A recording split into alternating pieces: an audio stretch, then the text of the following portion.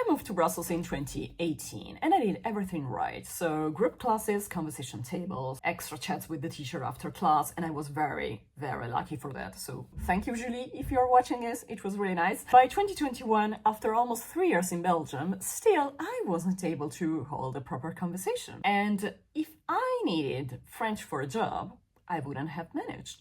That was my reality. At the beginning, I noticed something a little bit weird because we all started together at the same level, more or less, but quite early into the course, most of my classmates actually were falling behind. The problem is that it wasn't the curriculum, it was exhaustion. Most people came to classes straight from work. So whenever we had some group work or pair work to do, it looked like this. Like, you read a question from a book, someone answers, oui. And then there was silence. Of course, because people weren't stupid, they were just tired. When I was an intern, I had margin, so my workday ended about an hour before class. I could walk, rest, eat something.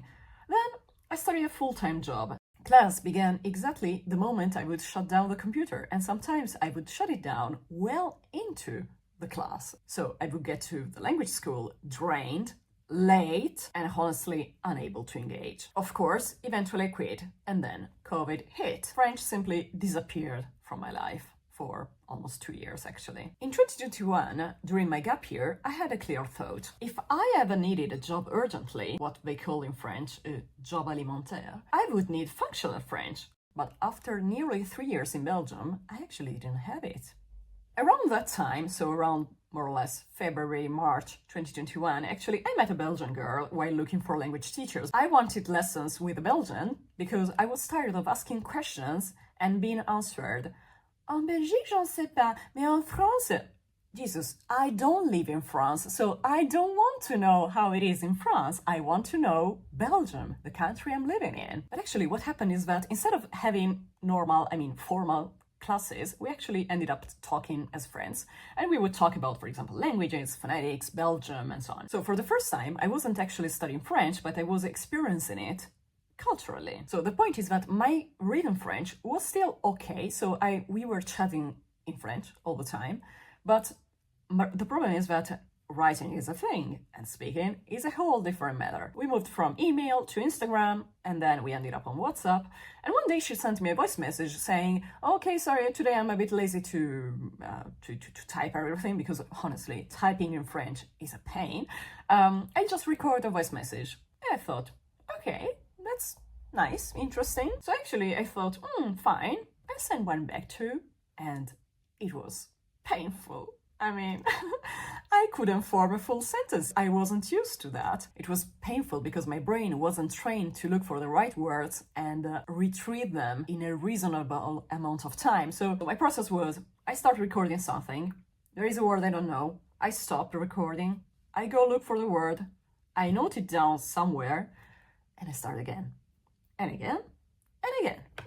I practiced it until my voice was somehow flowing. A 30-second message basically took me something like 10 minutes, but I kept doing that. I didn't quit. For 3 months like that, my French was on a completely different level, and we still had lockdowns, so beware, I didn't have any other kind of opportunities to talk in French, actually. This was my only contact with the language, because of course there were no events, no social gatherings. I had quit basically my whole social circle, because it was made all of colleagues or friends of colleagues or former colleagues who were all only English-speaking people, and in general internationals, but basically none of them spoke French well enough. So anyway, it was not perfect, but it was really functional, and I got way better results like that in 3 months than after 2 years of Alliance Française.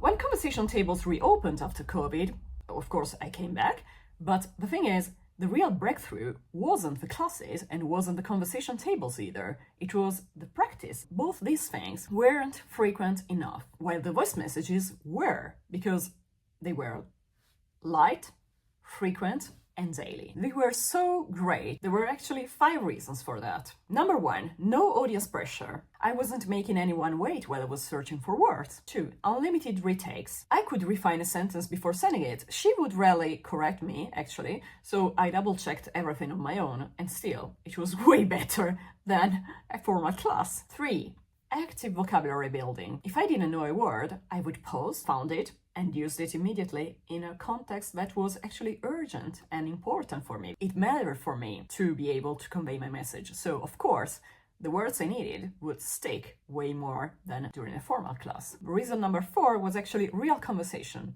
because they weren't textbook dialogues, they were real exchanges. And finally, number 5, consistency, because it was a little bit on a daily basis, as usual. This combination really did a little miracle. It did way more for my spoken French than years of structured classes. If you understand French or any language, but you freeze when you have to speak, it's not that you need more grammar, you actually need more reps. Light, frequent, and real. That's why I teach this weird method now, because it works. If you want to experience the same, you can book a 2-week trial. I work with Italian, French, and Dutch. And if you're wondering whether you need a specific level to start working with me, check out this video.